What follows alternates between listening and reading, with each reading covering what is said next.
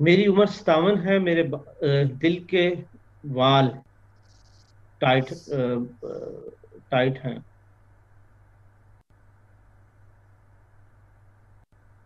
दिल के वैल्यू लिखा हुआ है, जी बॉल समझे। या वॉल्व। वॉल मेरे ख्याल से शायद उनका मतलब होगा। टाइट है, ये दवाई बता दें। यानी कि बात होता है ना कि जो दिल की शरेयानें होती हैं बहुत ही मतलब कि इस किस्म की होती हैं कि जिनमें स्टैंड नहीं डल सकते, तो फिर उसके लिए उनको फिर डॉक्टरों को लाजमी बाईपास करना पड़ता है।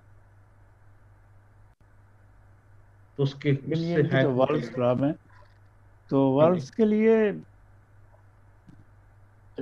वाल्व्स को ठीक करने की एक दवा है जिसका नाम है कैल्केरिया हाइपोफास। कैल्केरिया हाइपोफास 200 में अगर आप खाएं तो आपके वाल्व ठीक हो सकते हैं।